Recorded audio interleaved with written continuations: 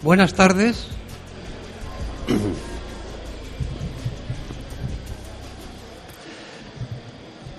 Vamos a empezar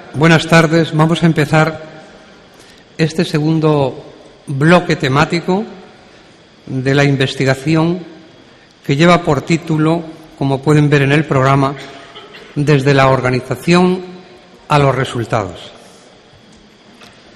Esta mañana, el secretario general, el profesor Romeo Casabona, y en la primera mesa se han ido desglosando los aspectos fundamentales de la investigación. Ahora nosotros abordamos temas más concretos, más de criterio de oportunidad. ¿Cómo debe ser esa organización? Sabemos lo difícil, todos los que estamos aquí, que es pasar de lo general a lo particular, de lo abstracto a lo concreto, de los principios a la vivencia cotidiana. Sabemos lo difícil que es esto. Sin embargo, aun con toda la complejidad que tiene el fenómeno investigador, es absolutamente imperativo y necesario articularlo, de forma que su funcionamiento sea correcto. Y ahí todas las comunidades autónomas, todo el Sistema Nacional de Salud, nos la jugamos.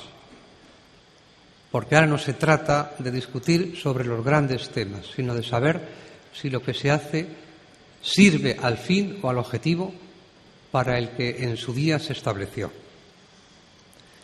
No debemos olvidar, además, que los comités éticos, en su origen, nacieron para defender al ciudadano.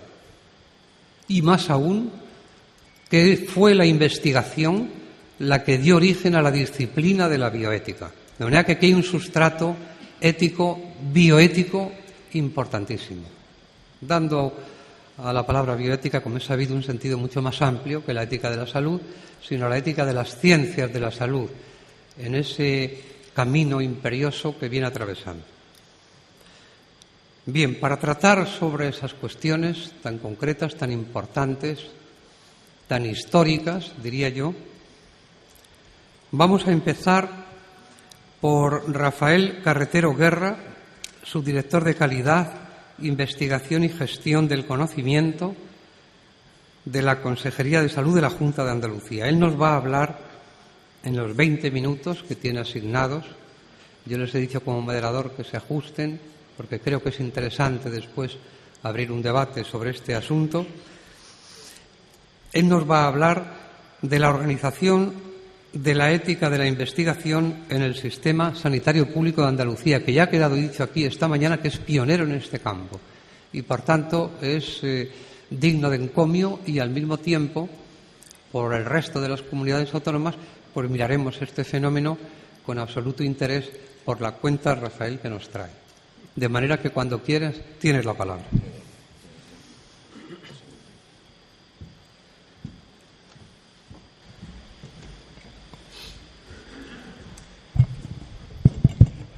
Bueno, pues muchas gracias por la presentación y voy a comenzar por lo más obvio, ¿no? Para mí es un placer verdaderamente estar aquí y ver cómo a lo largo de esto, está en la quinta jornada ya de ética de la investigación, la hemos transformado a ética de la investigación, pero son 10 años ya de un recorrido en el que hemos ido comprobando cómo es la dimensión que va tomando año a año esto, ¿no?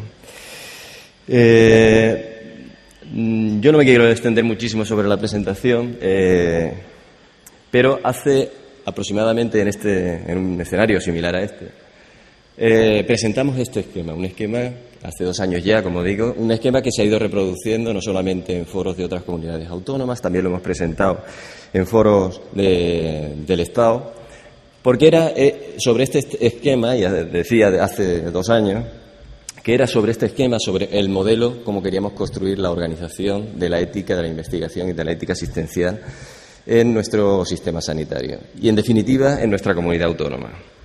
Yo recuerdo que al final Javier Urzaiz, que está de subdirector de Farmaindustria, me comentó, dice, bueno, y al final no hablaste del decreto.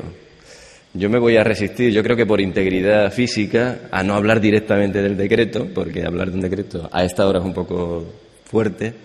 Y me voy a dedicar sobre todo a comentaros sobre el modelo que hemos querido reproducir. Esta, en definitiva, una reglamentación, un acto de gobierno en definitiva. Bueno, en principio, este modelo lo que quiere es dar respuesta, entre otras cosas, pero a como respuesta legislativa, pues, entre otras cosas, a la Ley de Investigación Biomédica, que acababa de salir recientemente, también a la Ley de Autonomía del Paciente en cuanto a los derechos en cuanto a la decisión, a la toma de decisiones compartidas y todo lo demás, y también en un acto muy importante en nuestra comunidad autónoma para dar cumplimiento a un polémico, en principio, artículo 27 de la Ley de Derechos y Garantías en el Proceso de la Muerte. Recientemente, el año pasado, se publicó, pero que venía de alguna manera, digo polémico porque a quien viene también un poco fuera de la comunidad autónoma, para buscar un consenso de todos los grupos políticos en el arco parlamentario, se utilizó una técnica legislativa que no suele utilizarse, digamos, que es la de fragmentar la ley para que hubiera consenso genérico en todos los puntos. Hubo 2 puntos en los que no hubo un consenso, fue el tema de la objeción de conciencia y otro era precisamente que era sobre la organización de los comités de ética asistencial, en el que un grupo parlamentario en concreto quería que se desplegara completamente todo el desarrollo dentro de la propia ley. Claro, eso te da menos operatividad a la hora de hacer acciones posteriores. Por lo tanto, bueno, pues se convenció de alguna manera, se fragmentó de alguna manera para buscar el máximo consenso. En definitiva, como veis, es un decreto que ha tenido un amplio trámite de alegaciones y demás, y ha sido costoso y dificultoso a la hora de su elaboración. Bueno, en el acercamiento que queríamos hacer en el nuevo decreto, queríamos hacer eso, exactamente un acercamiento, pues con el resto, haciendo una revisión de las distintas tipologías que tenía, de los distintos comités que daban respuesta a eso que queríamos, pues veíamos que efectivamente había comisiones nacionales de bioética, como la Comisión Nacional de Bioética de España. Habían comités de ética asistenciales con ese nombre y además con esa sinonimia, que fundamentalmente estaban dirigidos a la elaboración de recomendaciones, guías de ayuda que ayudan al personal sanitario a la toma de decisiones. Están acordes, evidentemente, al código ético de la institución. Se dedican también a la docencia en bioética y a la formación y, sobre todo, basan su metodología en una discusión de casos, es decir, una metodología muy dialéctica en la que se expresan los casos y posteriormente eso ayuda a tomar decisiones a los propios facultativos que van a tomar la decisión final asistencial, ¿no?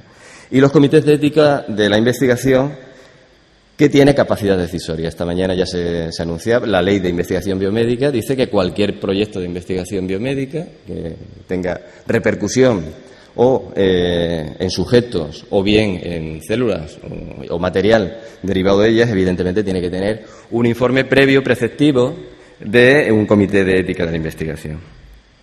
Por lo tanto, evalúan desde la perspectiva ética, metodológica y jurídica pues esa ponderación de los proyectos de investigación. Y, por supuesto, desarrollan códigos de buenas prácticas o procedimientos normalizados de trabajo, ¿no? Bien, pero sobre lo que tenía que construir este modelo que tiene que dar ese tipo de respuesta, en principio teníamos que elaborar una normativa que separara perfectamente estos 2 ámbitos. Uno, el de ética de la investigación, mucho más alojado en el ámbito de la investigación, y el de la ética asistencial, mucho más alojado en el campo de lo que es la actividad asistencial, en definitiva, la calidad asistencial. Pero queríamos un modelo de funcionamiento en red, que también hemos reproducido en otras estrategias que tiene en marcha la comunidad autónoma y, sobre todo, en el ámbito de la investigación, como el biobanco en red o la red de fundaciones gestoras o los centros de excelencia en red, etcétera, etcétera. Por lo tanto, un modelo de funcionamiento en red que, en definitiva, pues se base en el conocimiento, en gestionar el conocimiento, que de alguna manera veis cómo se va centrando todo en las funciones que tenemos encomendadas, ¿no? Y con un matiz especial, un matiz especial y que lo ha mencionado también el profesor Romeo Casabona esta mañana, que era sobre todo la especialización, la posibilidad, y eso viene así reflejado definitivamente en el decreto, de la posibilidad de que un comité pueda especializarse en determinadas materias. Ahora mismo el reto de la investigación biomédica con los diferentes los diferentes topics que existen, es muy difícil encontrar a comités que sepan de todo. Evidentemente, pues la especialización es uno de los matices importantes en los que tiene este modelo en red. Modelo, evidentemente, que se ha reconocido por sus pares, evidentemente. Basado en la confianza mutua, pero no desde el principio de la confianza, sino desde el principio de la capacidad que gane la confianza, porque este ha sido uno de los principales escollos que han tenido los propios comités. Siempre han pedido un reconocimiento mutuo de los comités. Bien, yo creo que para el reconocimiento de los mutuos de esos comités tienen que estar plenamente capacitados y esa capacitación tiene que lograrse a través de un sistema de acreditación real. Y, por lo tanto, más allá del número que posteriormente veremos, del número de comités, que si son 15, 16 o 20, en definitiva, el cuerpo de conocimiento único, una respuesta única a problemas que tiene en concreto no solamente nuestra comunidad autónoma, sino el resto del Estado, ¿no? Y, en definitiva, una sola unidad de criterio con un dictamen único y que dé, por supuesto, la garantía de calidad a los procedimientos que realiza. Pero también que tenga el liderazgo en la investigación y en la biotecnología porque, bueno, y se ha mencionado esta mañana por el secretario general, Andalucía ha apostado, en definitiva, por lo que es la investigación biomédica y es una de sus puntas de lanza y una de sus principales estrategias, ¿no?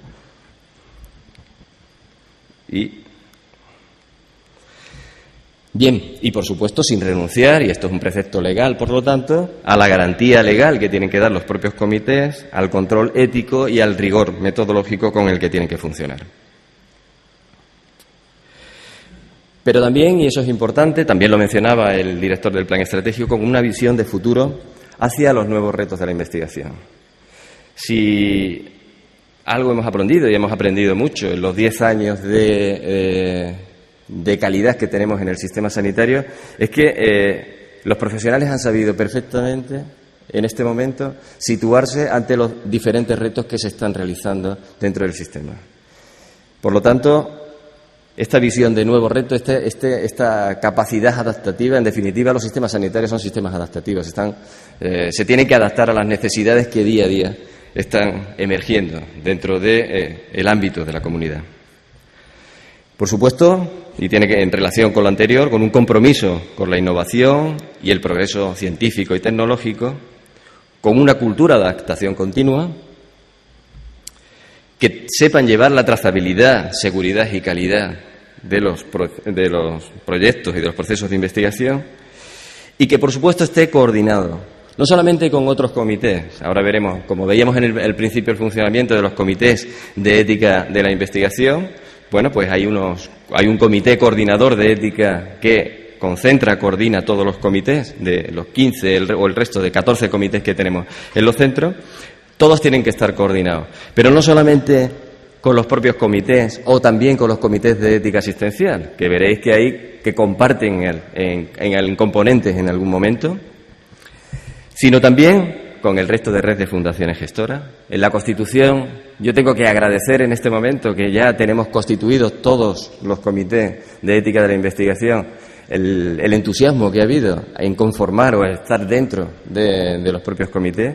Los que se han quedado fuera, tengo que decir que también están ayudando dentro de lo que es la configuración para dar respuesta a esta estructura o a este modelo de funcionamiento que queremos hacer. Por lo tanto, en este sentido, pues la coordinación con la red de fundaciones gestoras nos parece un elemento esencial, como lo es también, evidentemente, con la coordinación con la autoridad sanitaria. Y sabéis que la autoridad sanitaria, en este caso, que es la que, en definitiva, o finalmente tiene que apoyar los proyectos, siempre se han visto absolutamente apoyadas en lo que el comité decide. Porque, en definitiva, el conocimiento, donde está el conocimiento, es precisamente dentro, en el seno de los propios comités. Pero también es importante con los que son los promotores de los proyectos de investigación, de la investigación, de donde se genera el conocimiento, y con el resto de agentes que, en definitiva, están participando en el proceso de investigación, en definitiva. Y eso, como veis, bueno, pues este ha sido el espíritu que han tenido esta jornada, de que se ha ido transformando desde la constitución de los propios comités como un espacio compartido entre componentes de los propios comités, y se ha ido ampliando, como veis, en los que en este momento, y si damos una panorámica a las personas que estamos aquí, pues están representados pues todos estos agentes que participan en este proceso de investigación. Y la información y comunicación, la transparencia de lo que estamos haciendo nos parece esencial en lo que se visualice completamente. Y, por supuesto, pues nos dotaremos, no voy a pisar, evidentemente, las presentaciones que sé que tenemos posteriormente al presidente del comité coordinador en la mesa y mañana también al secretario, con lo cual tendremos ocasión de saber cómo funcionamos realmente, pero herramientas, evidentemente, que nos parecen imprescindibles de comunicación y de información en todo esto. Sin olvidar una cosa, que somos un servicio público, y un servicio público que está al servicio, lo decía Javier, el moderador, al principio, de cómo nace y por qué nacen estos comités, que somos un servicio que está a disposición de la comunidad científica, pero no olvidemos a los ciudadanos y a la sociedad también. Bien, y llegamos al decreto. El 27 de diciembre de 2010 se publicó en el BOJA que tenéis ahí el decreto por el que se regulan órganos de ética asistencial y de ética de la investigación, en el que parte con las premisas que decimos que hemos puesto anteriormente. Y con el desarrollo, evidentemente, del primer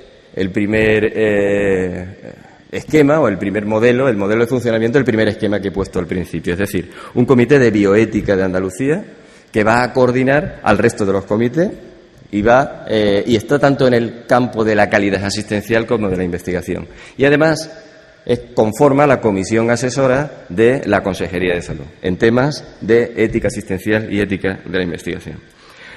Un comité coordinador de ética de la investigación, comités de ética asistenciales en los centros y comités de ética de investigación de los centros. Prometí que no iba a decir el decreto y por supuesto no voy a... He quitado muchísimas de las transparencias que había aquí antes de sentarme, entonces voy a ir simplemente a unos artículos que me parecen importantes. Y uno importante es, efectivamente, bueno, pues que es el ámbito de aplicación que tienen los comités tanto de ética asistencial como de ética de la investigación. En los de ética asistencial pues tienen el ámbito de actuación en centros sanitarios tanto de titularidad pública como de titularidad privada dentro de Andalucía. Y en lo referente a la ética de la investigación biomédica, pues todos los centros sanitarios, también de titularidad pública o privada, institutos de investigación sanitaria, agencias, entes instrumentales y centros de investigación participados directa o indirectamente por la Consejería competente en materia de salud, así como a cualquier investigación biomédica y en ciencias de la salud que implique la intervención en seres humanos o la utilización de muestras biológicas de origen humano. Por lo tanto, el ámbito de aplicación, como veis, es tanto público como privado, como corresponde a lo que decía anteriormente, a una acción de gobierno. ¿Cuáles quedan excluidos de esa primera configuración? Que son los 3 comités, con lo que ya cerramos, digamos, el mapa de comités de Andalucía. Pues estos que tienen su propia legislación, como es el Comité de Investigación con Preembriones Humanos, que emerge directamente de una ley, por lo tanto, pues nos ha sido menos operativo hacerlo desde el ámbito del decreto, además no podíamos hacerlo, entonces lo hemos dejado tal y como estaba, la Comisión Andaluza de Genética y Reproducción y el Comité de Investigación de Reprogramación Celular. Bien, el capítulo 2 pues habla del Comité de Bioética de Andalucía, el Comité Coordinador de Ética de la Investigación, que actuará con unidad de criterio, como hemos dicho, con la posibilidad de la especialización, es decir, la distribución y especialización de los proyectos a cada uno de los centros. Pero entendíamos que con la acción de gobierno, con la publicación de un decreto, no era suficiente como para entrar, como decía anteriormente el moderador de la mesa, como para que penetre perfectamente dentro del tejido que queremos, ¿no? Dentro del sistema sanitario y, en definitiva, que den cobertura a lo que queremos, ¿no? Entonces, hemos hecho un plan de apoyo de implantación a los comités asistenciales de ética en el sistema sanitario público, apoyados por la Escuela Andaluza de Salud Pública. Este plan de apoyo ha contado con una visita y una reunión con todos los responsables sanitarios provincia a provincia. Hemos ido provincia a provincia a decirles la importancia que tenía el desarrollo de este decreto. Por lo tanto, y no solamente eso, es decir, hemos estado ahí donde hemos explicado todos los pormenores de este asunto, pero después de eso ha habido reuniones provinciales en las que se han creado comisiones promotoras y así sucesivamente hasta 5 reuniones en cada uno de los sitios con un proceso abierto en el que cualquiera podía participar o cualquiera podía presentarse, cualquier persona podía presentarse, con la incorporación de personas legas o legos fuera del sistema sanitario, usuarios, por supuesto, del sistema sanitario, pero fuera del sistema sanitario. Y algo parecido hicimos también con los comités de ética de la investigación. Como este modelo ya pivotaba sobre un modelo mucho más experimentado que teníamos, que era sobre el modelo de ensayos clínicos, sobre el modelo de comités de ensayos clínicos, a los que, además de los ensayos clínicos, le dábamos toda la ética de la investigación, es decir, van a ser garantes, o el control ético, que hablaba el secretario general esta mañana, de toda la ética de la investigación, pues nos dirigimos provincia a provincia, previamente con una reunión con todos los responsables sanitarios del sistema sanitario público. Y provincia a provincia fuimos a conformar cada uno de los comités.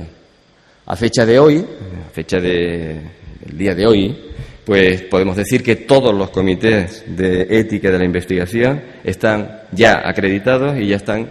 Lo primero que hicimos, porque nos parecía importante y lo tenéis en segundo lugar, es la acreditación del Comité Coordinador de Ética de la Investigación, sobre el que entendíamos que tenía que pivotarse también la estrategia, ¿no? ¿Qué tenemos? En este momento, en comités de ética asistencial en los centros, pues vamos a tener un total de 19 comités, pero lo más importante de esto, 336 personas que van a formar ese cuerpo de conocimiento único para dar respuesta desde la ética asistencial a los dilemas que se puedan plantear para, en definitiva, pues para dirimir esos conflictos que puedan existir y para incrementar la calidad asistencial del sistema sanitario y fuera del sistema sanitario. Y en este momento ya tenemos acreditado, pues son en total 15 comités, pero lo más importante, y vuelvo a repetirlo, 335 personas que en definitiva van a dar respuesta pues a estas necesidades o a estos retos que en este momento nos impone la investigación biomédica. Y este es el mapa definitivo que tenemos de comités de ética asistencial y ética de la investigación en Andalucía.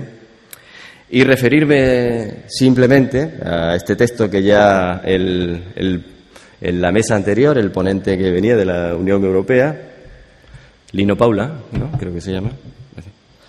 Bueno, pues ha hecho alusión a este texto que me parece muy interesante, y lo comentaba anteriormente con el presidente del comité coordinador. Me parece muy interesante.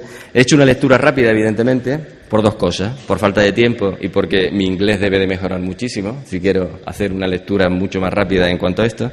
Pero es un texto que me parece, está recién editado en el año 2010, pero un texto que me parece muy interesante en ética de la investigación y además desde un abordaje que me parece muy práctico. Porque lo hace desde la gestión de casos. Hace un caso y a través de eso pues empieza a instruir de alguna manera sobre los principales retos que tiene la investigación biomédica. Y la verdad es que me tranquilizó muchísimo a la hora de recorrer capítulo a capítulo lo que estaba este libro. Estaba leyendo en este libro, porque todo lo que tenía que ver con los comités, con la focalidad, con las funciones de los comités de ética de la investigación, todo lo relacionado con esos códigos que nos hablaba el profesor Romeo Casabona, todo lo relacionado con el consentimiento, es decir, desde la ética moderna, todo basado en el consentimiento informado, todo lo que tiene que ver con la vulnerabilidad, el concepto de la vulnerabilidad, y con sujetos no competentes, fundamentalmente centrados en aquellos individuos o personas menores de edad, o bien no capacitadas o bien moribundos. Todo eso lo hemos tenido muy presente a la hora de la constitución de los comités, como el principio de la privacidad y confidencialidad también, como el abordaje que se hacía desde la perspectiva ética para dar respuesta a cada una de las necesidades, ¿no? Desde los diferentes principios, el principio principalista o consecuencialista, es decir, me pareció muy interesante. Como también el balance de riesgo-beneficio y los casos en concreto para ensayos clínicos. Como conceptos también importantes, cómo pueden intervenir los comités. Un minuto y termino. ¿Cómo pueden intervenir los propios comités en la justicia, en la investigación? Y cómo dirimir aquellas desigualdades que pueden venir desde la concepción de estudios de investigación que pueden estar orientados únicamente, por ejemplo, a mujeres o la exclusión a determinadas poblaciones que en este momento pues tenemos dentro de nuestra comunidad autónoma. O bien el balance de ciencia y sociedad, y me parece muy interesante en la contribución que eso puede hacer. Pues la verdad es que me tranquilizó muchísimo el saber que muchos de los aspectos que se han mencionado esta mañana, con este modelo que queremos tener en funcionamiento y esta perspectiva que tiene la Unión Europea y que la acaba de poner en marcha, pues estaban recogidas y nos queda mucho todavía por andar, pero que estaba recogida en este modelo de funcionamiento que queremos hacer.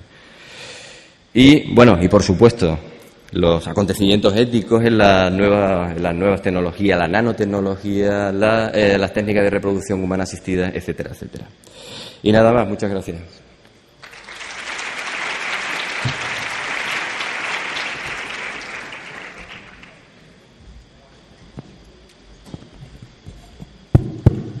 Muchas gracias, Rafael.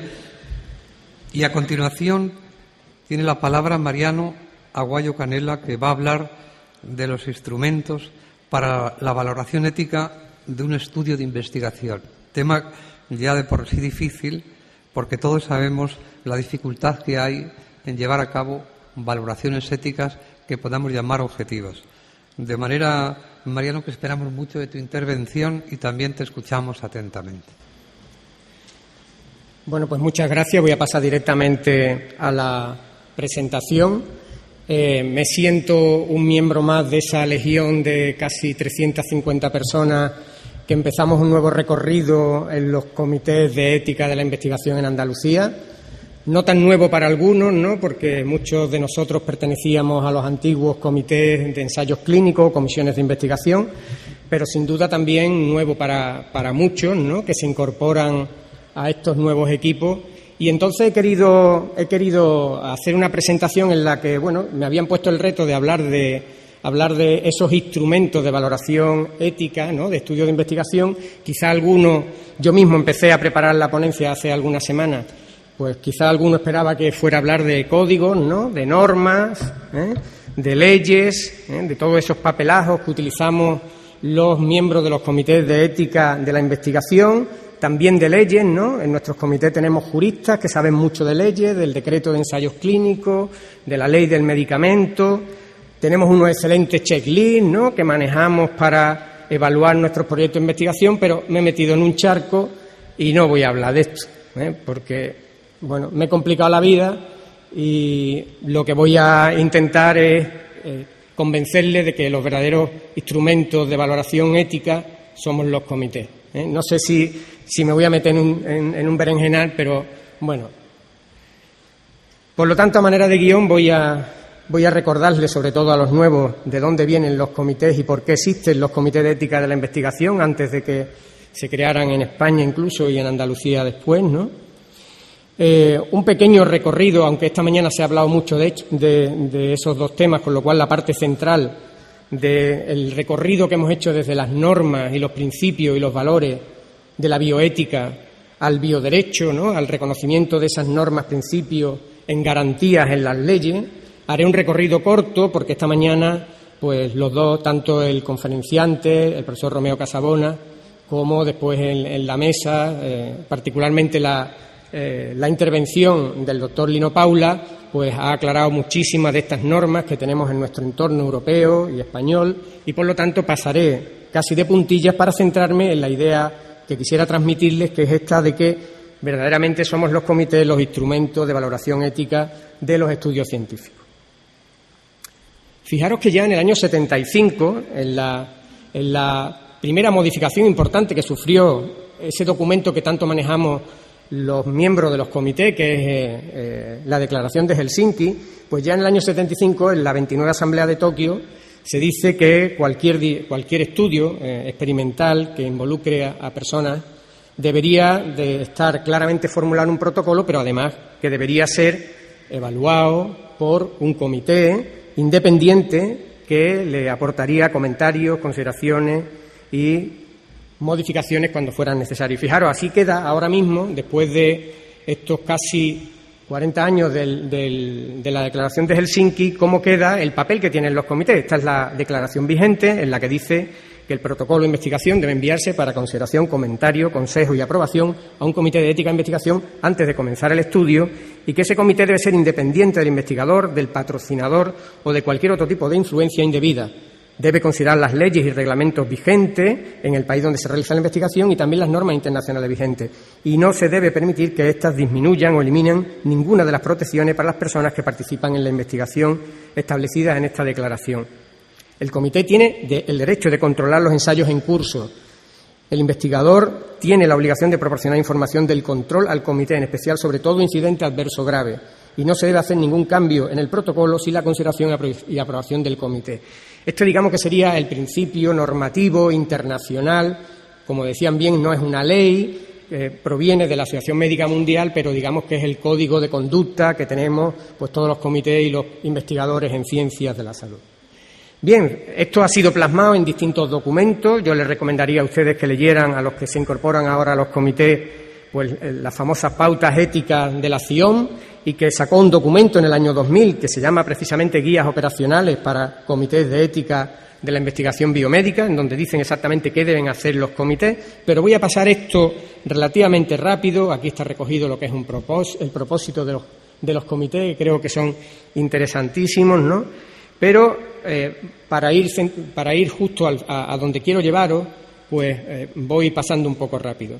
Fijaros que el reconocimiento de los comités pasa de ser una recomendación internacional de buena práctica, de norma ética, pasa a convertirse realmente en una norma legal que en nuestro país ya se remonta al año 78, cuando sale el primer Real Decreto de Ensayos Clínicos, luego en la Ley del Medicamento, en el año 90, el primer Decreto de Ensayos Clínicos con medicamento en el año 93, luego el modificado del 2004 a raíz de la normativa europea del 2001 y luego con la Ley de Garantía y Uso Racional de los Medicamentos del 2006 y con la Ley de Investigación Biomédica, pues hay toda ya una legislación que hace que los comités de ética de la investigación, que han recibido distintos nombres a lo largo de este tiempo, desde los antiguos comités de investigación clínica, los comités de ensayos clínicos, pues actualmente la Ley de Investigación, de la que ahora comentaré algo, pues la Ley de Investigación refunde y dice que los comités pasarán a llamarse Comités de Ética de la Investigación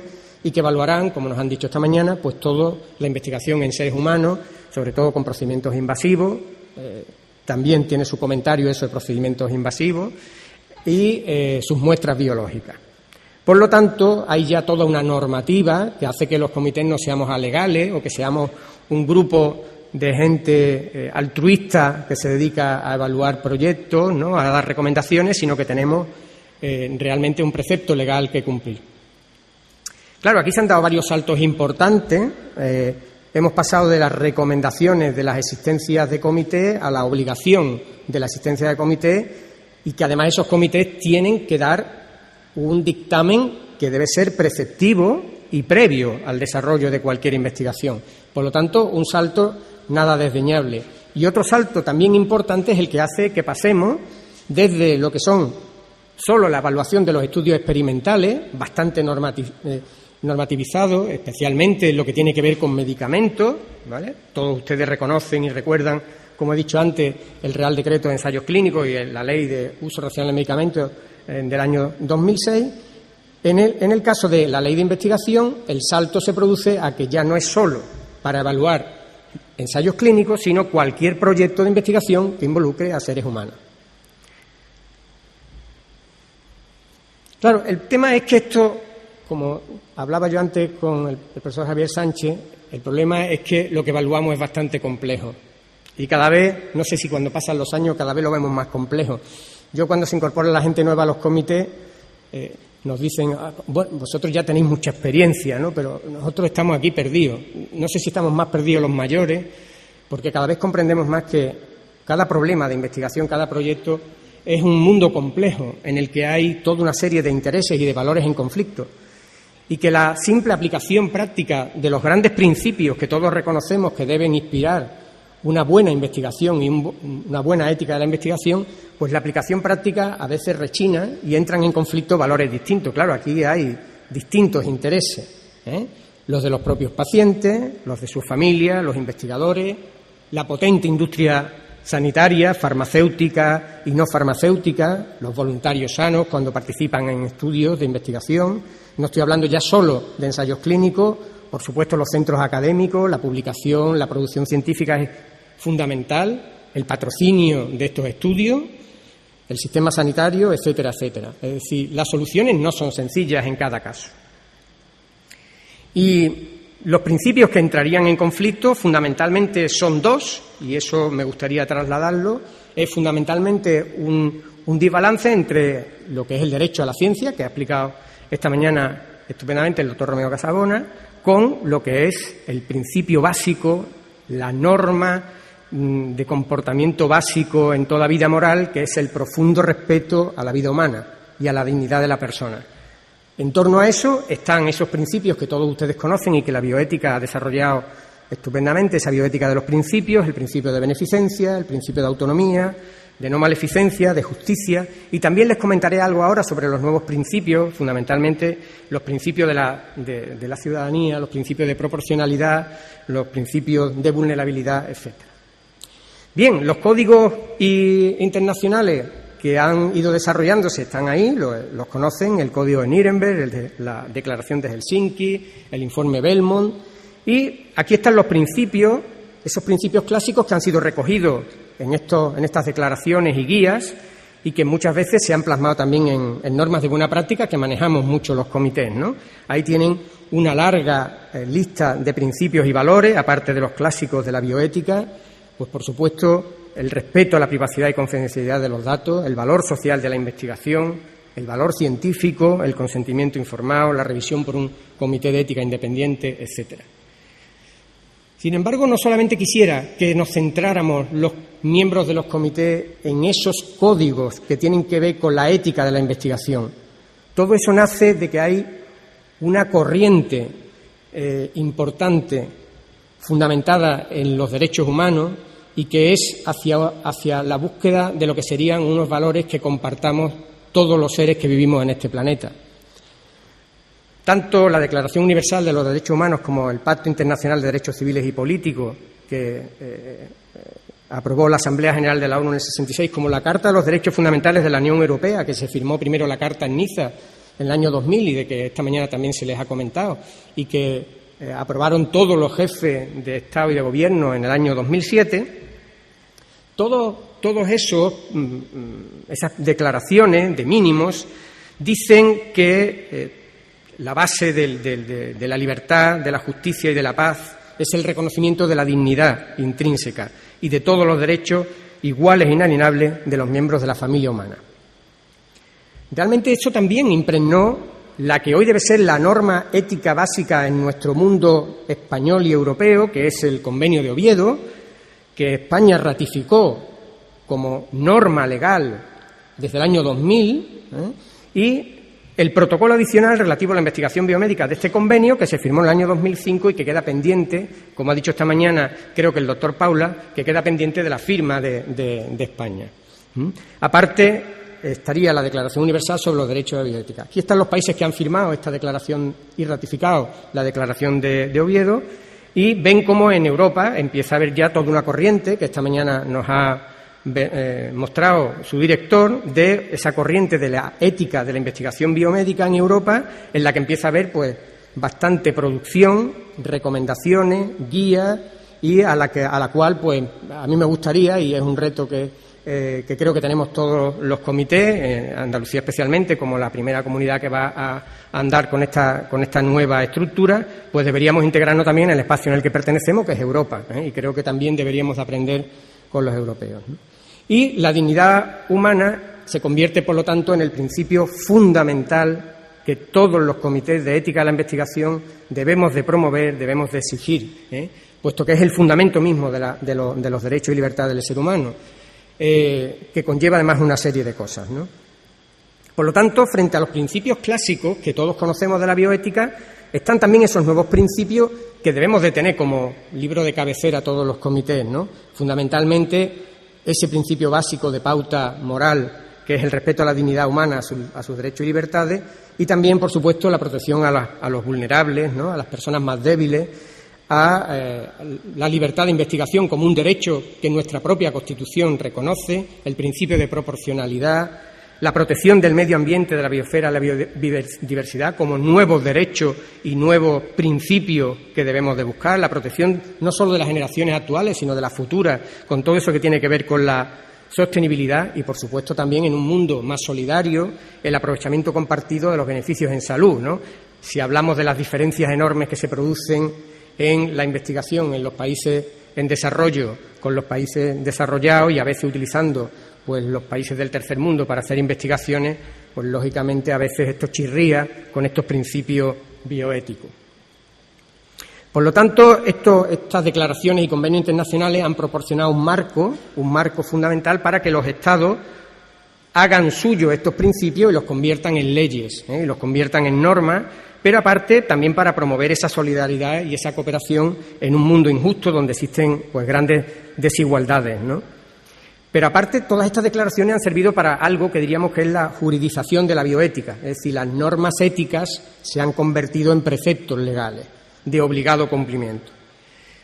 Bueno, simplemente para que recuerde la Ley de Investigación Biomédica y el programa marco, el 7º programa marco de la Unión Europea, que tiene su propia norma ética recogiendo estos principios fundamentales, pasaré de corrido a esto y cómo la nueva norma legal de máximo rango que tenemos en España sobre la investigación biomédica, la Ley 14/2007, reconoce esos principios que ya hemos visto esta mañana, esos principios básicos que debe garantizar la ley, entre los cuales estaría, por supuesto, el primero, que es el respeto a la dignidad de la persona, la primacía de la salud, el respeto a la confidencialidad, la libertad de investigación, el principio de precaución y el principio de evaluación de la actividad investigadora. Pero fíjense que también pone como principio básico que reconoce la ley en su artículo 2 que tiene que haber un previo y preceptivo informe favorable del CEI para cualquier autorización y desarrollo de un proyecto de investigación. Es decir, la propia ley consagra nuestra actividad como una actividad legal, preceptiva y necesaria para que un proyecto de investigación se lleve a cabo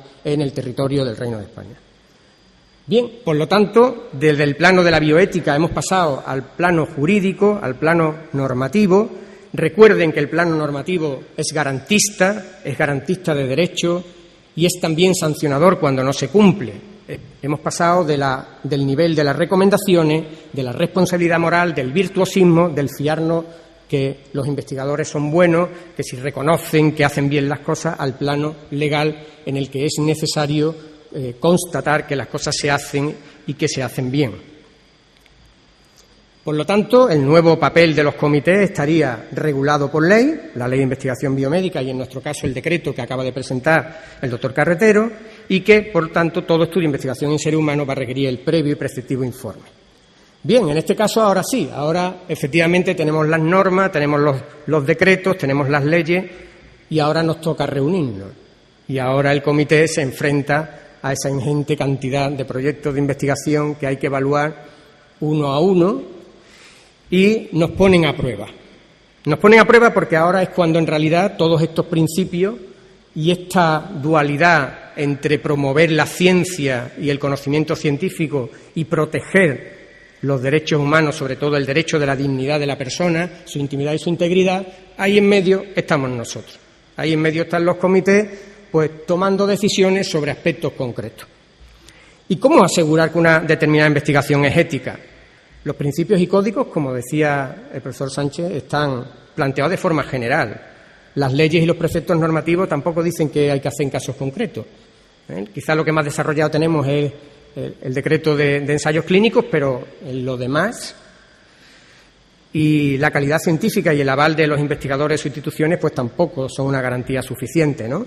Me remito a un artículo que probablemente todos ustedes conocen, que es ese artículo apareció en el JAMA en el año 2000, de Ezequiel Emmanuel, sobre qué hace ética a una investigación, y que recuerda que hay siete criterios que dicen que una investigación es ética, ¿no? El valor, la validez científica, la selección equitativa de los sujetos de investigación, el balance favorable entre riesgo y beneficio, la revisión independiente, el consentimiento informado y el respeto a los sujetos de investigación.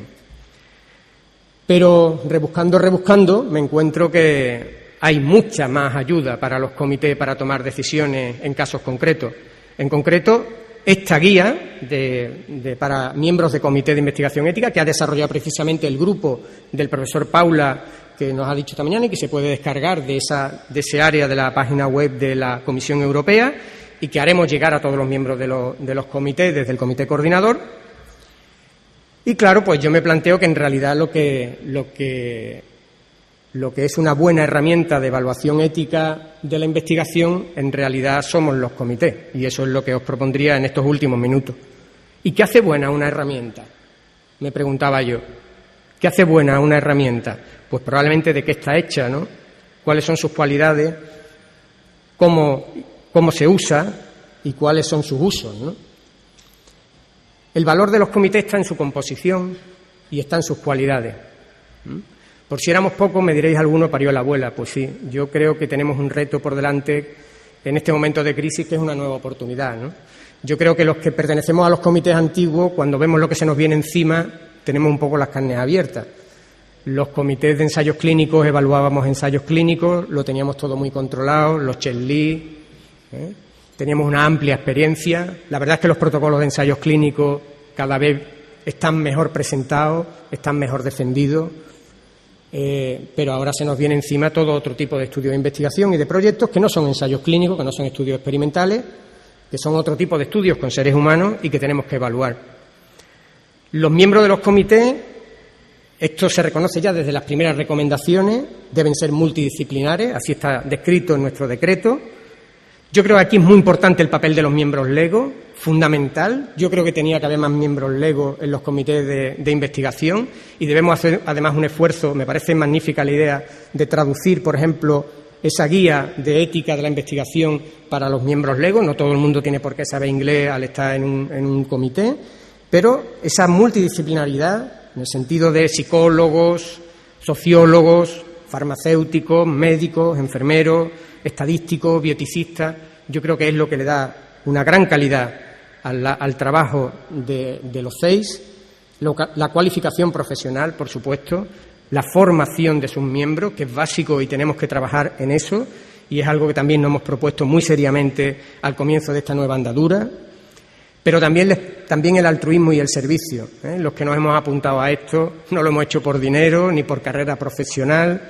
Sabemos que vamos a tener mucho trabajo, que tenemos que abordar ese trabajo con generosidad, también con humildad. Habrá cosas que no sabremos evaluar y no os desesperéis. Yo creo que habrá que recurrir de vez en cuando a expertos externos, que para eso están, y es probable que tengamos también que dividirnos en comités con una cierta especialización por la complejidad enorme que tiene a veces la investigación que se hace en ciencias de la salud y en biomedicina, y también yo diría la capacidad de diálogo de sus miembros, ¿no? Y entre las cualidades de los CEI, fundamental la independencia. Creo que esto es absolutamente fundamental, básico.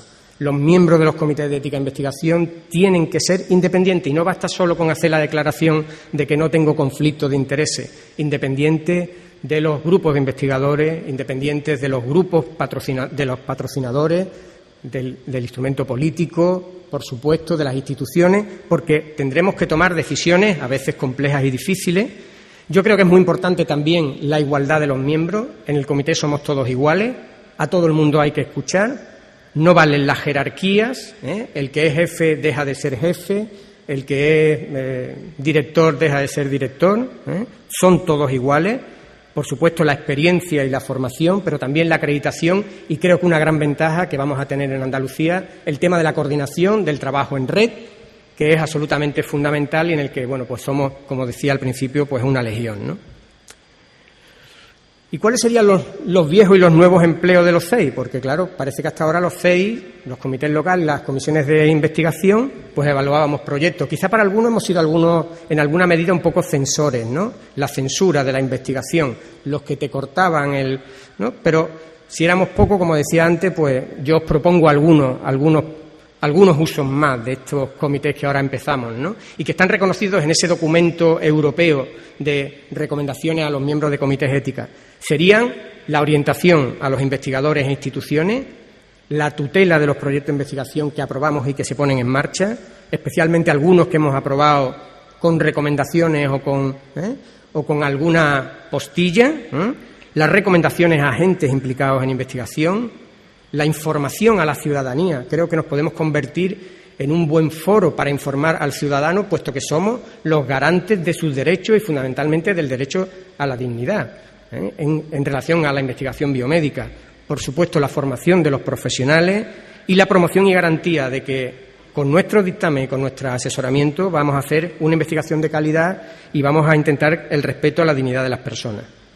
Esto mismo viene en la guía que les comentaba antes, No solamente se centran en el papel que tendrían los comités de ética de investigación en Europa solo en la revisión de los protocolos, sino antes, durante y después. Es decir, que nuestro papel no terminaría solo con la evaluación preceptiva. ¿Y cómo hacer que estas evaluaciones éticas lleven a cabo ante problemas tan complejos e intereses tan diversos? Pues algunas recomendaciones del que es ya un poco más viejo, ¿no? En esto. No tener prejuicios.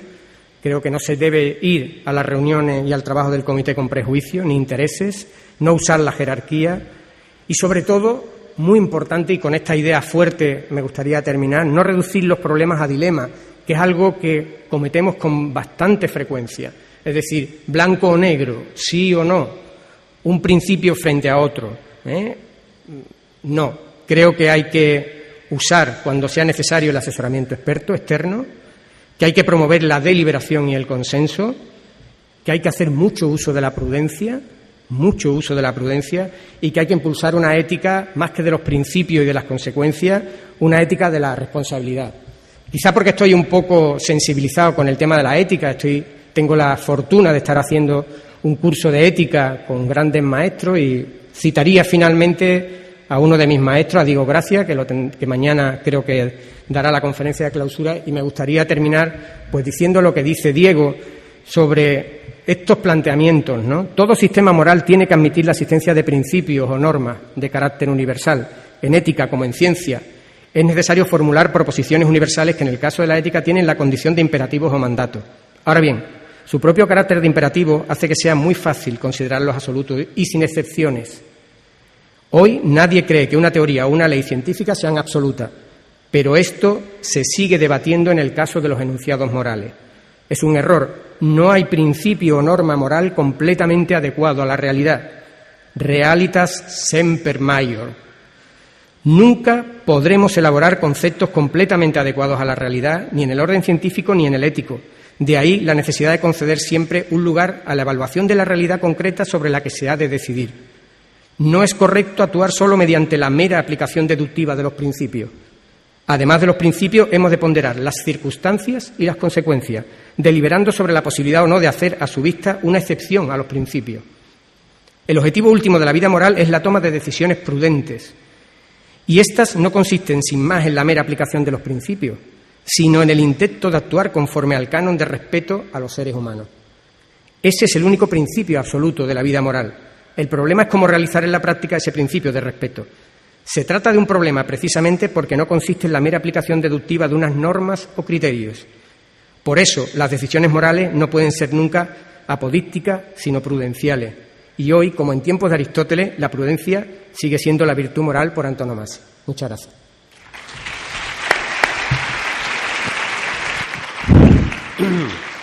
Muchas gracias por tu importante aportación.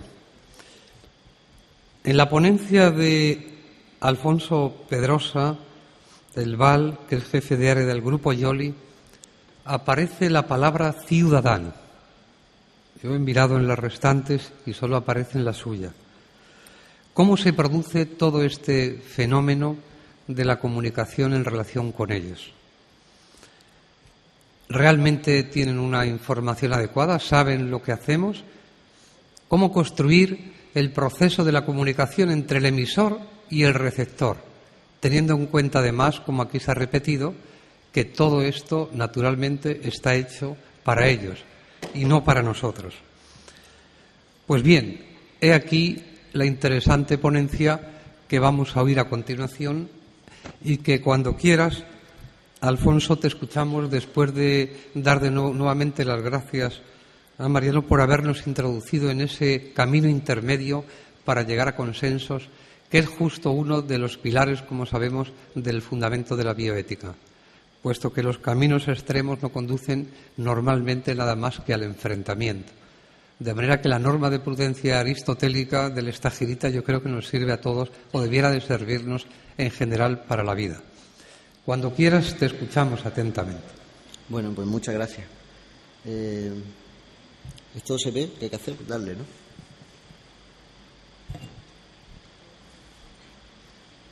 Ahí estamos. Bueno, muchas gracias por haber querido contar en estas jornadas pues con el criterio y las posibles aportaciones de un habitante del borde exterior de la galaxia como yo. Y creo que con todo respeto, por ir adentrándome en el poco tiempo que creo que vamos a tener para dejar espacio para el debate, creo con todo respeto que nos estamos equivocando a la hora de hablar de transmitir información al ciudadano. ¿No se oye? ¿Me acerco más? Vale. ¿Así está bien? Vale. Que si vosotros no me oís, yo no os veo porque esto está oscuro, podemos terminar una siesta colectiva aquí. Decía que... A ver, creo que efectivamente, con todo el respeto, aquí me parece que nos estamos equivocando cuando hablamos de administrar el proceso del acercamiento de la información al ciudadano. Básicamente porque el ciudadano ya está empezando a dejar de pedir permiso para enterarse de cosas. Quería empezar la intervención con esta frase, que es un eslogan del movimiento cyberpunk español de mediados de los 90, donde se produjeron importantes reflexiones sobre un catalizador tecnológico que estaba empezando en ese momento a extenderse, que era Internet, y sus profundas repercusiones para la vida política, cultural y social. Y de esa reflexión se desprenden muchísimas conclusiones que creo que algunas de ellas podremos analizar y discutir durante el debate. Debajo de toda arquitectura de la información se esconde una estructura de poder. Es decir, si analizamos cualquier tipo de discurso informativo, podemos detectar debajo una jerarquización que nos está hablando de relaciones de poder. Y si analizamos una estructura de poder, podemos detectar en los mensajes que se lanzan al exterior cuáles son efectivamente sus marcas de identidad. Es decir, yendo muy a lo práctico, del diseño de los mecanismos de acceso a la información que ustedes puedan elaborar y preparar, podemos desprender si efectivamente tiene una médula verdaderamente democrática, pues la serie de acciones legislativas como las que estáis analizando aquí en este momento. Hablando pues de arquitecturas de la información y de estructura de poder, esta es la típica información que puede hacer un pequeño reportero de un periódico de pueblo como yo. La información es mía, así que podéis criticarla con toda tranquilidad. Cuando uno pues empieza a analizar y a hacer un barrido con todos los sesgos y carencias de conocimiento del mundo, pero uno se atreve a meterse en las grandes bases de datos de ensayos clínicos e intenta aplicar un poco esos datos a lo que es la realidad en la que vive, en este caso, las provincias andaluzas. Y nos sale, al final, pues un destilado que ustedes conocen muchísimo mejor que yo, y es que efectivamente las apuestas de la investigación clínica, en concreto de los ensayos clínicos, pues toman la gran deriva pues de las áreas de mayor prevalencia, de pipelines más amplios y con mayores expectativas de retorno en términos económicos, etcétera, etcétera, etcétera. Bien, este es, digamos, el mundo tradicional en el que un intermediario en decadencia, como puede ser un medio de comunicación o un periodista como yo, es el escenario tradicional que manejamos. Accedemos a unos datos y elaboramos un relato que presuponemos va a resultar interesante para la gente.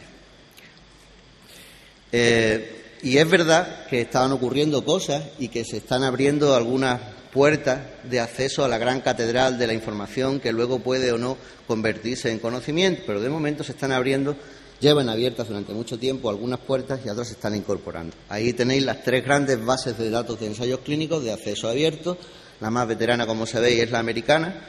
Después se puso en marcha la de la industria farmacéutica a nivel internacional, que en particular es la que a mí más me gusta en cuanto a usabilidad, en cuanto a que se ponen un poco en el pellejo de si alguien es lego o pertenece al mundo de los bárbaros como yo y quiere acceder a esta información. Tienen, de hecho, un iconito preparado. Ustedes, pacientes, no lo es, le guiamos por aquí. La americana también lo tiene, pero es otro enfoque textual. Y la última incorporación, que es la de la Unión Europea. Ahí hay, como saben ustedes, miles de datos y el registro de miles de ensayos clínicos que se están haciendo en Europa y se puede acceder a esa información. Luego ocurren cosas como el motivo que a ustedes les reúne aquí, y es que uno se lleva pues sorpresas tan agradables en ese famoso decreto 439/2010, como en el que ya se empieza a decir directamente que una persona que no sea sanitaria ni tenga vinculación jurídica con el SSPA pues puede estar en el Comité de Coordinación, va a estar en el Comité de Coordinación de Ética de la Investigación Biomédica en Andalucía. Y con muchísima más rotundidad se dice, y esto ya sí que ha acabado de fascinarme, y cuando lo supe casi pegué botes de entusiasmo, el mecanismo de designación para esa persona que no es profesional sanitario ni tiene vínculos laborales con los centros sanitarios para participar en los comités de ética asistencial de los centros sanitarios se va a designar por sorteo, por identificación de un código en la BDU, la base de datos de usuario. Esto, que parece una barbaridad, si se le dan 2 vueltas, pues no lo es tanto. Pero sea o no lo sea una barbaridad, lo que desde luego sí que es un desafío y un riesgo que, bueno, que demuestra pues que hay gente que es capaz de echarse a la arena. Luego ya veremos esto cómo sale o cómo no sale. Pero la decisión, desde luego, está tomada y creo que es difícil que sea reversible. Cuando nosotros se nos cuenta eso y se presenta en Consejo de Gobierno el decreto, prácticamente el mismo día de publicación en el BOJA, un día antes, el martes se aprobó en Consejo de Gobierno y aparece ya publicado en el BOJA del miércoles, esto es realmente nuevo, porque identificar a un participante en un comité por sorteo, aunque tenga todos los sesgos de pérdida de presunta efectividad o de nivel de competencia o de grado de conocimiento, como ustedes quieran llamarlo, esto en realidad es profundizar en las mismas raíces de la representación democrática. Y eso es importante porque devuelve el concepto de interlocución entre iguales, de reconocimiento entre iguales. Por eso, el hecho de que haya ciudadanos no relacionados con el sistema sanitario participando en esos organismos, antes solamente, digamos, tradicionalmente restringidos al mundo de los sabios y de las inteligencias pregradas acreditadas, lógicamente, eso es muy importante. Eso no es una concesión. Eso en realidad es un fortalecimiento, una ganancia en fuerza de las propias organizaciones asistenciales. Están pasando más cosas. O sea, no solamente hay acceso a la información, no solamente los decisores políticos articulan mecanismos de participación ciudadana de una manera tan abierta, sino que ya los mismos pacientes efectivamente no le están pidiendo permiso a nadie para acceder a la información y para sacarle provecho. Ahí tienen ustedes el ejemplo de la comunidad de Patients Like Me, que como saben es una comunidad muy amplia de pacientes, nacida en Estados Unidos, puesta en marcha por 3 ingenieros del MIT, quiero decir, no son 2 perros flauta cualquiera, son gente que sabe lo que hace. Y que actualmente pues tiene, cuando le hice el corte al pantallazo, pues más de 102.000 personas participantes relacionadas con 500 enfermedades, síndromes o lo que se llaman condiciones de salud. Esto es mucho más que un agregado de asociaciones de pacientes, que es, digamos, el modelo tradicional de participación, reivindicación, llamada de atención que tenemos en otros territorios como en España. Esto ya es un evento de swarming, de enjambre que se reúne y por deliberación empieza a producir resultados. Uno de los resultados, que ya aparece en su propia definición, es que sirve que los pacientes compartan información sobre su cuadro clínico, sobre su dieta, sobre su percepción de la toma de medicación, sobre la evaluación de especialistas. Toda esa información puesta en común ya han detectado que tiene un valor de mercado y la están vendiendo como mecanismo de financiación de esa comunidad de pacientes. Porque la información es de los pacientes, no es de ustedes. Otra cosa es cómo se gestione y cómo se blinden las garantías de confidencialidad. Pero quiero decir, esto es muy simple. El sistema es de la gente. Articulemos cómo puede profundizarse en la participación de la gente, porque si no el sistema no tiene sentido. Además, esa misma comunidad de pacientes produce conocimiento, y conocimiento, digamos, reconocible, con todos los sellos de excelencia que pueda tener una marca como Nature Biotechnology. Quiero decir, ese grupo, esa comunidad, una parte de la comunidad de pacientes de Patients Like Me que os acabo de presentar, pues resulta que empezaron a compartir datos sobre la toma experimental de carbonato de litio en el grupo de pacientes que padece ELA.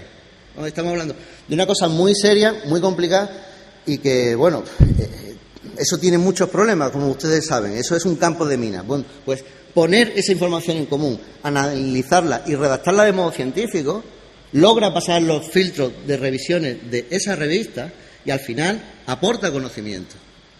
Y los pacientes no le han pedido permiso a nadie para poder reflexionar, investigar e, insisto, por un lado, obtener fuentes de financiación, después ganar presencia y visibilidad y, por supuesto, producir conocimiento, que creo que hay un territorio de enganche con los planteamientos habituales, conceptuales y habituales que ustedes manejan. ¿Por qué ocurre todo esto? Pues, a ver, no es porque lo diga yo, que sí, inteligencias bastante más precarias que la mía llevan estudiando esto durante muchísimo tiempo, y lo que está ocurriendo aquí es que estamos viviendo los inicios de un cambio cultural. Un cambio cultural no es la sustitución por vía urgente de la parrilla de programación de la tele. O sea, un cambio cultural es algo que ocurre muy pocas veces a lo largo de la historia. Nos ha tocado vivir en unos tiempos bisagra que normalmente los sufrimos, los experimentamos en términos de sufrimiento porque nos desconciertan, pero es verdad que estamos en un cambio que llegará un momento en que termine de cuajarse, pero nosotros, nuestra generación, la gente que vivimos en este momento, está viviendo, digamos, muchas migraciones culturales y conceptuales relacionadas con ese cambio cultural que no es más que la transición de un modo de vivir basado en una cultura de sociedad industrial a otro modo de vivir basado en una cultura fundamentada en la gestión del conocimiento. Si eso es así, y la gente ya no pide permiso y el cambio cultural va avanzando y está acelerándose de una manera, pues de una velocidad prácticamente rapidísima, gracias a la potencia de ese catalizador tecnológico accesible y barato llamado Internet para compartir información, voces y conocimientos, queda muy claro que ya ser transparentes en sus organizaciones, ser transparentes a la hora de trasladar información al ciudadano relacionada con los aspectos éticos de la investigación, no es una opción. O sea, ya es algo que va inserto en las tareas de rutina. Eso ya forma parte del ADN, de la manera de comportarse, de la carta de naturaleza de las propias organizaciones. ¿Por qué? Pues porque, dado el alejamiento, dado que la ciudadanía ya ha perdido la confianza en las instituciones y en los discursos articulados en torno a ellas, o las instituciones son transparentes o las instituciones se van a quedar solas. Y me parece que no son tiempos, digamos, para que las instituciones se queden vacías. Otro elemento a destacar como consecuencia de eso, pues ese mismo escenario de cambio cultural orientado a la gestión del conocimiento también acelera a su vez los ritmos de competencia por la fragmentación de los mercados. Y eso significa ya que la misma lógica del beneficio empresarial, de los retornos económicos, está empujando, aunque sea una paradoja, a liberar información. Y ustedes mismos son protagonistas de múltiples expresiones de lo que se llama alianza público-privado y digamos, establecimiento de estrategias comunes en horizontal, de compartir proyectos en desarrollo no desde sus estadios finales para poner la guinda en el pastel, sino desde sus planteamientos de borrador. Las asociaciones de intercambio de conocimiento estratégico, ya se están configurando desde su estado embrionario más inicial. Ya no sirve, digamos, vamos a ser socios una vez que dos proyectos han recorrido un camino paralelo y tienen que, digamos, confluir al final. No, ya se están construyendo los proyectos comunes, los lazos, las redes que se están tejiendo desde los estadios iniciales. Y otro asunto muy interesante relacionado directamente con la participación ciudadana. ¿Voy bien de tiempo, Javier? Vale. 5 minutos. 5 minutos. Es el hecho de que las cosas ya no se deciden por votación. Todos sabemos que muchas veces en las votaciones se pierden las mejores propuestas. Eso es así. No siempre ganan las mejores. Bien, pues los mecanismos para llegar a conclusiones, a territorios de consenso, ya tienen muchísimo más que ver con una deliberación entre iguales, es decir, con una participación real de la ciudadanía de igual a igual, más que como la concesión graciable de cuotas de poder que se expresan luego en porcentajes de representación de votos. Esto es lo más importante que a mí me gustaría que se quedase aquí, aunque me queden 5 minutos, esto en realidad es lo que está pasando. Estos son los famosos grafos de Paul Baran que hizo en los años 60 cuando le encargaron el diseño de ARPANET para el Pentágono. Pero bueno, si queréis en el debate puede salir luego. Pero a lo que voy es que estos son configuraciones de relaciones en la sociedad. Y se pueden aplicar a las empresas, a las instituciones o a una comunidad de vecinos. Bien, aplicado al mundo, digamos, de la gestión de los sistemas sanitarios públicos, sabéis que venimos de un mundo muy centralizado, donde hay un nodo de poder que emite mensajes y establece relaciones con cada uno de los nodos periféricos. Hemos avanzado hacia un proceso de descentralización, donde ya se van delegando funciones y se va dotando de autonomía, y la evolución lógica, porque el tope de las sociedades industriales son los modelos descentralizados, la evolución lógica en una sociedad que gestiona el conocimiento y que reconoce la deliberación entre iguales es la red distribuida, donde la fortaleza de la red consiste esencialmente en que golpees donde golpees, la red va a seguir funcionando. Va a seguir funcionando. En una red centralizada tú golpeas el centro y matas la red. En una red descentralizada tú golpeas uno de los nodos de decisión y cortas su relación con el resto de la red. En un esquema de relaciones de red distribuida, la igualdad radical entre cada uno de los nodos hace que esa red sea muchísimo más potente y tenga muchísimo más fuerza. Algunas consecuencias prácticas que tiene este cambio cultural que se va plasmando relacionado con el ámbito en el que estamos hablando aquí. Pues indudablemente una estrategia que funcione de consentimiento informado es lo mínimo, no es lo máximo. O sea, la aspiración no es que los pacientes se enteren muy bien de lo que queremos decir porque esto es muy complicado para que lo entiendan ellos. No, ese es el punto de partida mínimo. O sea, se abre una ventana y una serie de fases que se despliegan en un territorio que todavía está por explorar, pero que requiere que, ante el desconocimiento mutuo de ese futuro, sean los ciudadanos, sean los expertos, sea todo ese comité de ensayos clínicos en conjunto el que vaya avanzando en el desarrollo de ese establecimiento de marcas en esos nuevos territorios que se van identificando. Por supuesto, la participación ciudadana ya es una condición de supervivencia de las instituciones. Lo mismo que hablaba cuando me refería al principio de confianza, la quiebra del principio de confianza. O sea, esto ya no es un elemento decorativo, esto es una parte esencial. Y, por supuesto, el que la gente no sepa no significa que se la excluya de la toma de decisiones. Transmita ese conocimiento a la gente, fórmese a la gente. Dele la oportunidad no de que sepa lo que tiene que pensar, sino de aprender lo que efectivamente, cómo tiene que desarrollar su propio pensamiento y su propia visión de la vida.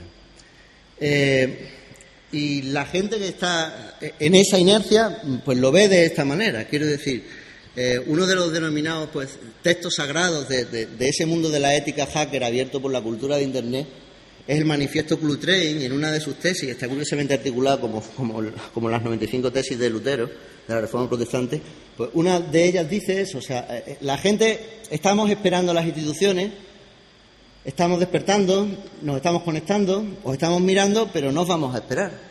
O sea, si no nos gusta lo que vosotros hacéis, nos iremos a otro sitio a buscarnos la vida. Ya no tenemos que pediros permiso.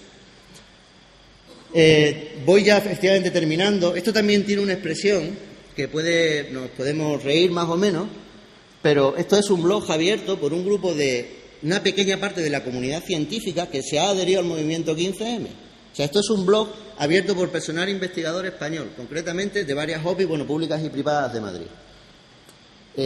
Y quiero decir, en esa inercia de transformación social también está entrando la ciencia. Y entre las demandas que plantean esas personas, que yo no sé qué recorrido tendrán, hay dos que a mí me llaman la atención porque tienen que ver con esto indirectamente. Y es que esos científicos que piden una democracia real, o que, en fin, podríamos entrar en toda la historia de esa, pero vamos, digamos, para que esa sensibilidad que se identifica con el movimiento 15M pide un acercamiento entre la ciencia y de la sociedad, abrirse, etcétera, etcétera.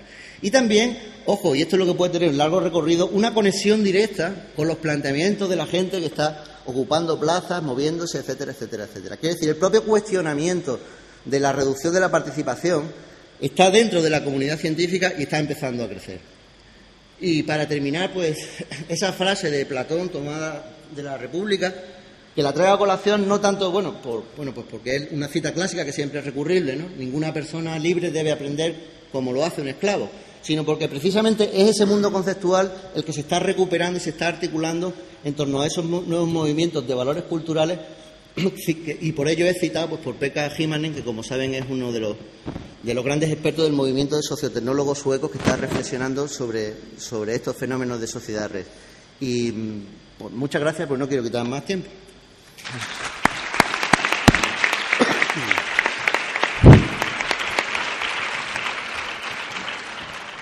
Muchas gracias, Alfonso, por esos toques de originalidad que son siempre de agradecer en una sesión como esta.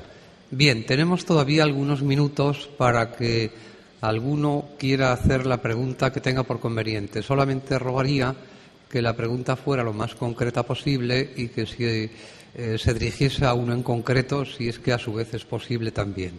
¿Alguien quiere preguntar alguna cosa? Sí, allí, por favor, azafata.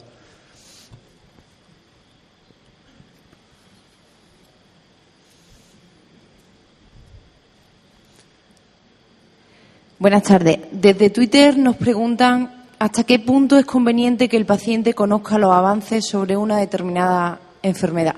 Siento decirle a la mesa que es para todos porque no va dirigida a nadie. ¿Quieres?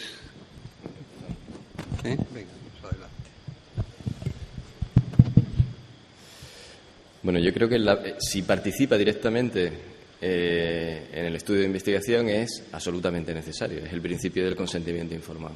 O sea, ya no lo tenemos como principio, lo tenemos como un principio legislativo. Lo tenemos desde el año 2002 en la Ley de Autonomía del Paciente. Otra cosa es que hasta dónde la sociedad tiene que conocer cuáles son posiblemente los avances y por dónde se tiene que dirigir y cómo tiene que participar en las decisiones que tienen que ver también, bueno, pues en lo que va de sus propios ingresos o de sus propios impuestos. Que a mí me parece que poco a poco, pero con un principio de la información, pero una información adaptada, yo creo que el futuro evidentemente es de tener cada vez una sociedad más capacitada y vamos a una ética civil en el sentido de el compartir cuáles son las decisiones, incluso estas decisiones que son trascendentales, ¿no?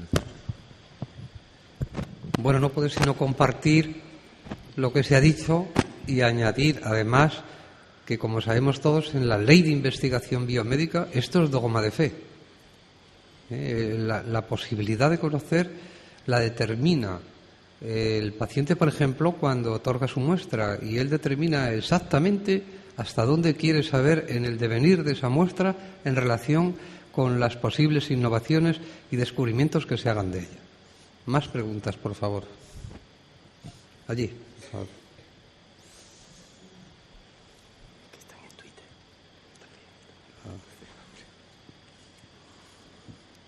Sí, buenas tardes. Hay una duda que me surge, y no solo a mí, sino que está surgiendo en algunos comités de ética de investigación humana, pero que no tenían que ver con el sistema sanitario, sino con la actividad de investigación que se hacía en humanos en las universidades. No me queda claro si el decreto 439 les afecta, están condenados a la desaparición o van a seguir funcionando. No me queda claro. Rafael Carretero era a quien la dirigía. Gracias. Sí, gracias por la pregunta. Sabía que iba dirigida a mí. Bueno, yo creo que en este caso, absolutamente, uno de los artículos que he dejado precisamente del decreto, porque he quitado la gran mayoría de ellos, ponía precisamente hasta dónde estos comités tienen que dar el informe previo y preceptivo de lo que dice la Ley de Investigación Biomédica, ese precepto básico, de alguna manera, que es el que tiene que hacer, ¿no? Y, evidentemente, quien tiene que dar, siempre que haya una investigación biomédica en la que estén implicados sujetos o sus muestras, o que tenga repercusión sobre esas circunstancias invasivas que habrá que determinar, porque es un poco, no es absolutamente objetiva la ley en ese sentido, pero son estos comités, evidentemente, los que tienen el informe previo y preceptivo. Esa misma pregunta que nos hace a la mesa se nos ha planteado también dentro del sistema sanitario público, en el que teníamos comisiones de investigación que efectivamente velaban también previamente por eso. ¿Están abocados o no a desaparecer?, que era la segunda parte de la pregunta.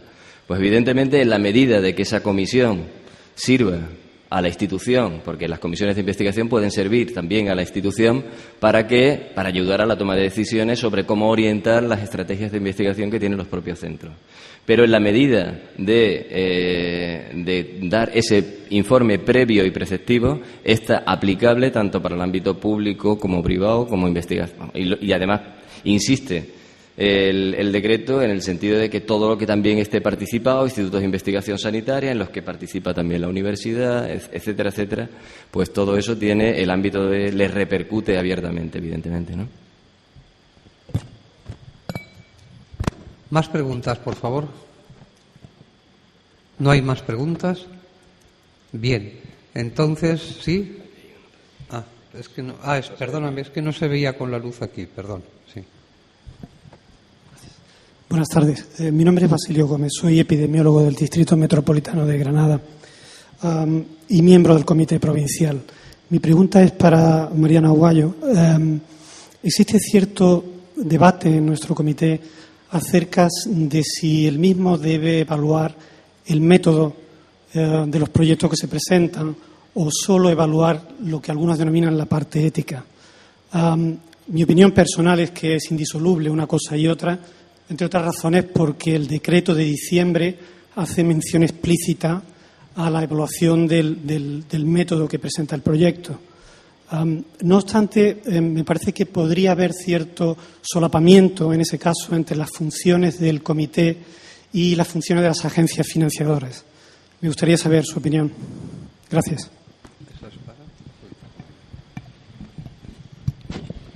Tanto la Ley de Investigación Biomédica como nuestro decreto es claro en eso, de que el papel que tienen los comités de ética de investigación es la evaluación científica, metodológica y ética, y además la capacitación de los investigadores y del grupo de investigación que presenta el proyecto. Es decir, que nuestro dictamen tiene que ser ponderando todo. Es más, yo diría que no hay una investigación probablemente ética si es metodológicamente incorrecta. Por lo tanto, el dictamen tiene que ser único. Otra cosa es que podamos los comités recurrir a evaluadores externos en aspectos metodológicos que sean extraordinariamente complejos, porque es verdad que a veces hay determinados proyectos de investigación que por su metódica somos incapaces, los miembros de los comités, de resolverlos por nosotros mismos de su bondad científico-técnica, ¿no? Pero el dictamen tiene que ser único, tiene que ponderar los aspectos metodológicos, científicos, éticos y del equipo de investigación. No sé si con eso respondo, ¿vale? Muy bien. ¿Alguna pregunta más? Sí, por favor. Aquí.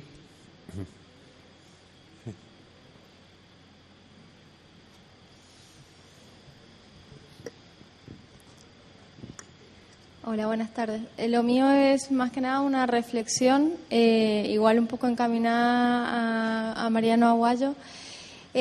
Con respecto a los CEIC, bueno, existe un centro coordinador que intenta regular el funcionamiento de los CEIC. Hemos visto que también están las guías estas que comentaron que, bueno, que ayudan a los miembros de los CEIC a evaluar los proyectos y tal. Lo único, o sea, a mí lo que me gustaría un poco enfatizar es que si bien existen estas cosas y que lo que se intenta es siempre llegar a mejorar todo el sistema, hoy en día, por ejemplo, no tenemos un sistema de presentación de documentación que sea útil para todos los CEIC, porque si bien tenemos la aplicación informática, algunos la utilizan, otros no la utilizan, otros la miran pero no le hacen caso. En algunos CEIC hay que presentar 16 copias de la documentación, etcétera. Entonces, simplemente eso, que creo que debería intentar llegarse a un consenso para que, así como la agencia es una presentación telemática única, en un futuro no muy lejano los CEIC también tendrían que acogerse a algo similar. Es una reflexión que nos hacemos todos, y yo, como miembro del comité coordinador y con el honor y la responsabilidad de su presidencia, pues más que ninguno, ¿no? Porque, de hecho, ahora nos reuniremos el comité coordinador precisamente aprovechando esta jornada fuera del horario de trabajo, porque tenemos que poner en marcha esos PNT, esos procedimientos normalizados de trabajo que dice el propio decreto que es nuestra obligación. Es una de las funciones del comité coordinador, es desarrollar los PNT para orientar al resto de comités de ética e investigación de Andalucía, ya que vamos a trabajar en red, ¿no? Sin embargo, estoy de acuerdo contigo. En este proceso de transición, pues no todo está claro y, como le decía antes al profesor Javier Sánchez, pues muchas veces el camino se hace andando, ¿no? Y es verdad que en algunos momentos pues tendremos dificultades. Hay una dificultad inmediata, que es el tema del procedimiento de registro y presentación de los protocolos, ¿no?, de investigación.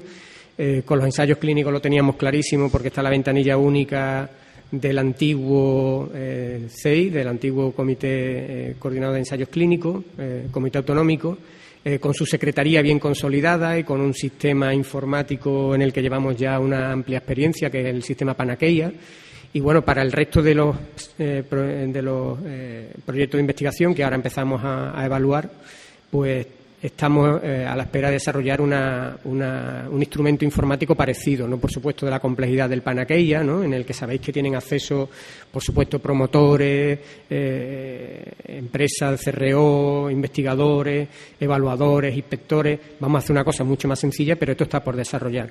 Entonces, es verdad que tenemos en este momento un reto importante, que es trasladaros unos procedimientos mínimos de trabajo para que hagamos todos algo parecido y básico.